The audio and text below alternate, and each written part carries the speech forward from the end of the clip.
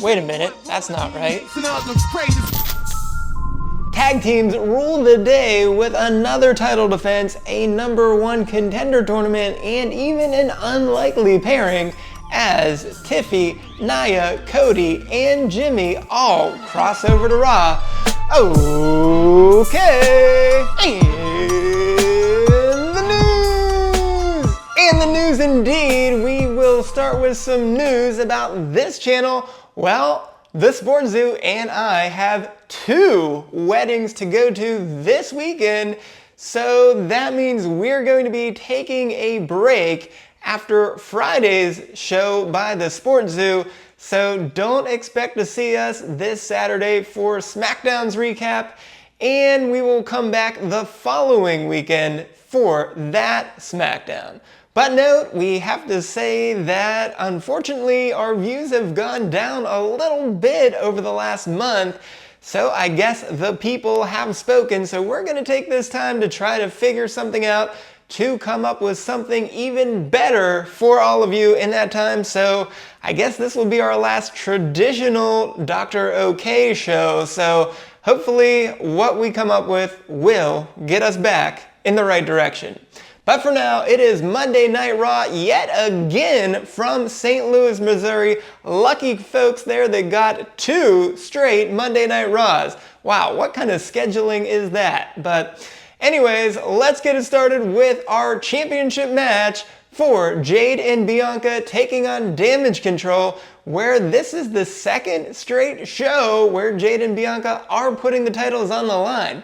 And let's go right to the middle of the match where we had a tag team move with Jade and Bianca, where Jade picked up Bianca and slammed her down, unfortunately, to the mat because Io got out of the way and Bianca was hurt, and Jade looked very concerned for doing that to her friend. Well, nonetheless, Damage Control took control and Io went for an over the moonsault, but Jade was there to pull Bianca outside of the ring, and then both of them teamed up to throw Kyrie up against the barricade. But Metaphor's Lash legend and Jakara Jackson were sitting at ringside after having been defeated by Jade and Bianca on Friday Night SmackDown, and they were barking at Jade and Bianca for a moment but did not attack. However, once Io was there by herself, Jakara grabbed Io's hair and Lash followed that up with a forearm to Io's face. So in a dazed state, she went to the apron and Bianca was able to lift her up into a vertical suplex, but she turned that instead into a KOD to get the win and retain the title. So this was their 2nd straight show defending the title and 3rd straight defense overall, and improved to an incredibly impressive 11-0 in traditional tags. Well, for Damage Control, they've now alternated wins and losses in all 6 of their tag team matches, and they are 3-2 in traditional tags. Sticking with tag teams, Adam Pearce also told the Judgment Day that he was setting up a #1 contender tournament for those tag team titles. So we had the first of those matches this week between the Alpha Academy and the returning War Raiders. So apparently the Viking Raiders are changing their names to War Raiders. And I hope that doesn't mean bad things for Valhalla, because if she's not leading Vikings, I'm not so sure what she has to do. So it was just Eric and Ivar tonight, and they destroyed Akira Tozawa throughout this match, showing that they did not have any ring rust whatsoever. But after Otis broke up a pin attempt, he went for the Caterpillar and he too was snuffed out with a big roundhouse kick by Ivar. So Eric then grabbed Tozawa and tossed him up into the air for Ivar to land a crushing splash for a new finisher that they call Fallout. And the War Raiders are on track, and they are now 1-0, and more importantly, advance in the tag team tournament. And this is their first win in 2024 since Eric had been out with injury the entire year. But going back to 2023, they're actually on a 3-match winning streak as they went 5-8 in all tags last year. For the Alpha Academy, well, they continue to just not get the job done as they fall to 0-5 in traditional tags. And we did in fact have one other tag match, and this one was our main event between Rhea Ripley and her surprising partner Tiffany Stratton taking on Liv Morgan and Raquel Rodriguez. Well, Rhea actually kicked off the show saying that she wanted a piece of both Liv and Raquel for what they did at Bad Blood. But instead of those two coming out, it was Tiffy time as she delivered a message for Nia saying to stay out of Nia's business or else she would be in trouble. But just when things looked like they might turn physical, yeah, Liv and Raquel decided then to make an appearance and attack both of them from behind and clear the ring. So Rhea went to Pearce and said that she wanted a match against both of them, but he said it needed to be a tag team match. So when Tiffany Stratton made a very timely appearance and started to complain, well, there you have it, we had a match. And so when we got to it, Rhea attacked Liv viciously right off the bell, and then Tiffy followed that up showing several great athletic maneuvers, but those two were not quite on the same page, and Liv and Raquel took advantage with Raquel tossing Liv onto both of them on the floor. And from there, Raquel continued to dominate, hitting a devastating backbreaker on Tiffy and then continuing to hold it into a back extension submission. But Tiffy finally got out, and when she went jumping for a tag, Rhea did absolutely nothing. In fact, Tiffy did such a good job of getting close to Rhea that she grabbed the middle rope. But apparently Rhea was just a space cadet and paying no attention whatsoever, as she just stood there and did nothing. So that gave Raquel the opening and she tagged in Liv, but I guess that is what woke up Rhea. So just 5 or 10 seconds later, Tiffy again tried the tag, and this time Rhea was ready to go and took it to Liv right from there. But regardless, we have to say, mommy, what was that? And what were you thinking? Anyways, Rhea tagged Tiffy back in and she went for the world's prettiest moonsault, but Liv was able to get out of the way, and at the same time Rhea went for Raquel and tried to get a riptide at ringside, but Raquel was able to fight it off. So at that point, Nia Jax came down the ramp and attacked Rhea from behind. So since Nia attacked Tiffy's own partner, the ref had no choice but to declare this one a no contest. However, Nia was not to be stopped as she cleared the ring and then finished it off with an annihilator on Liv and then gestured to Tiffy to grab that briefcase and cash it in on her. So Tiffy tried and she grabbed the briefcase, went to the ref, but right before she cashed in, Dom came out and grabbed Liv to save the day. So with this being the first match for both groups, we just don't have much to say for it for now. But we did have two singles matches, with the first being Kofi Kingston against Braun Breaker, and WWE showed the New Day arguing in the locker room after last week's show, with Woods saying that he is supposed to be calling the plays, but that has just not been happening.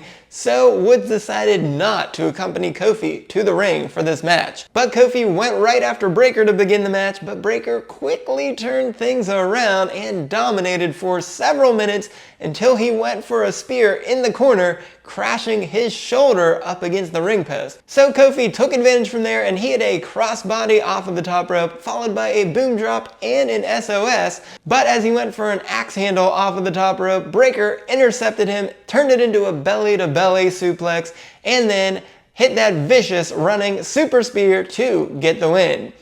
But as you might guess, that was not the end for Breaker, as he thought about it for a minute, and just as he grabbed Kofi, well, Xavier Woods finally showed up for his partner and Breaker rolled out of the ring. But Breaker fooled Woods as he was attending to Kofi and attacked him from behind. But when he lined up for a spear on Woods, Jey Uso came out of the crowd, saving Woods, unlike Woods had done the week prior, and Jey hit both a super kick and a spear of his own to get Breaker out of the ring. And yet, Jey knew that Breaker was not quite done there, and as he went up onto the apron, Jey delivered one more super kick to finally get Breaker to stop.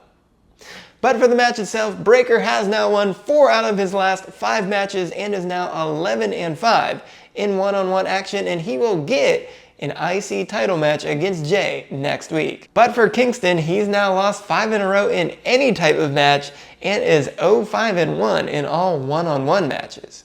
And in our final one-on-one match, it was R-Truth taking on his former partner, The Miz. And surprisingly enough, R-Truth was able to get Miz to shake his hand before the start of the match, but right after the bell rang, the Final Testament came out of the back and to ringside, which caused a distraction for The Miz, and R-Truth took advantage and immediately rolled up The Miz from behind to steal a victory. But as R-Truth celebrated and walked out of the ring, he fist bumped Cross on the way out, which led to Cross immediately telling AOP to go get Truth. They threw him back into the ring where The Miz landed a skull-crushing finale. But for the match itself, Truth, since he was focusing on tag matches with The Miz, doesn't have much to speak of this year. He gets his first win since December of 2023 and is 1-2 now in one-on-one action. But for The Miz, he's now lost 3 straight since August and 4 straight one-on-one matches overall, dropping to 2-5 in one-on-one matches. Beyond the mat for Raw, we had Adam Pearce sitting down with Big Bronson Reed, with Reed saying that he just wants a match with Rollins to prove that he is a main eventer, but Pearce says he likes to give his superstars leeway to handle their business, even if it causes a little bit of chaos. So that's your excuse for having absolutely no control over your locker room and over your show, Adam Pearce. Don't think I'm gonna buy that. I just think that you are really, really bad at your job, because on SmackDown we have a much better run show with Aldis maintaining some sense of order. But anyways, Reed said that there would be no more troubles if he just got his match with Rollins, so Pearce said that he would speak to Rollins. And so he did in the men's locker room, with Rollins saying that he needs this match to have the best version of Seth Rollins. So we'll just have to wait and see if that happens, but I have a feeling that Pearce will indeed find a way to make that happen. Gunther interrupted Cody Rhodes speaking in the middle of the ring, and I'm not exactly sure why Rhodes wouldn't be doing that on SmackDown. But nonetheless, since this is Gunther's show, he came out and interrupted him and said that he doesn't have a lot of negative things to say about Rhodes and has a lot of respect for him. However, he did manage to find a way to call Rhodes a secondary champ. But Rhodes retorted by saying that he's already beaten the most dominating champion in WWE and has slain a beast, so obviously he was speaking about the same guy in both of those scenarios, obviously being Brock Lesnar, because the other guy you might be thinking of in that scenario can't beat anyone on his own, winning 11 straight title matches with the help of somebody else. And so speaking of that somebody else, perhaps Roman Reigns realized that he is weak and needs more help, so Jimmy Uso was there to handle the business and tried to find Jey Uso backstage not once but twice, with the first time Jey just walking away without saying a word, and then the second time Jey saying no, he is not even willing to listen to Jimmy and for Jimmy to get out of his face. And yet again, we just have to say how terrible it is for Roman Reigns to do this to a perfectly good family where 2 twins worked together for so many years as one of, if not the, best tag teams in WWE history. And now, 6 months after WrestleMania, Jey is not even willing to speak to his brother Jimmy due to everything that he has done to him. After Pearce told Balor that there would be no rematch between he and Damian Priest, we later saw Priest speaking to Rhea Ripley backstage, and Priest seemed to confirm that he will indeed be trying to become El Campeón yet again, but with Rhodes and Gunther set to face off at Crown Jewel, when that might happen is anybody's guess. During the Miz and R-Truth match, we saw the screen glitch, yet again proving that the Wyatt Six will likely be coming after the Miz. So how about not messing with the screen anymore, guys, and just go out and do it? And speaking of just doing it, we had 3 hours worth of vignettes and pre-tape segments in a 2-hour Raw. So WWE, instead of just having your wrestlers tell us what they're going to do, why don't we cram in another match and just go out and do it? But with that, let's go to STFs. And in tonight's STFs, we again start with the Judgment Day edition, but with the guys basically taking the night off, we only have Liv Morgan and Raquel Rodriguez attacking Rhea Ripley and Tiffany Stratton in the middle of the ring to start the show, so those two will pick up fines. But during their tag team match at the end of the night, it was Nia Jax who caused a disqualification by attacking Rhea, so Nia will also get a fine. In the Women's Tag Team Championship match, NXT's Jakara Jackson and Lash Legend attacked Io Sky during the match, which may have directly led to a KOD and Damage Control losing a chance at the championship. So we will have to give Jakara and Lash 1 week suspensions, but we don't really have any jurisdiction over the NXT roster, so we will just hope that Ava will enforce the suspensions. After Braun Breaker defeated Kofi Kingston, it looked like he was ready to attack Kofi a little bit more, but fortunately Xavier Woods came out to make the save, but Breaker wasn't done and he, of course, attacked Woods instead, so Breaker will get a fine. And lastly, after R-Truth got the roll-up win over The Miz, he left the ring and Karrion Kross told AOP to get him and threw him back in the ring for The Miz to land a skull-crushing finale, so The Miz and all 5 members of the Final Testament will pick up fines. Despite a brief hiccup, Jade and Bianca continued to dominate and retain the Women's Tag Team Championships, while the War Raiders also returned and advanced in the #1 contender tournament for the Tag Team Championships. And several SmackDown superstars couldn't help but invade Monday Night Raw as they build up to Crown Jewel. I'm Dr. O'Kay, reporting on the WWE, where everything is okay.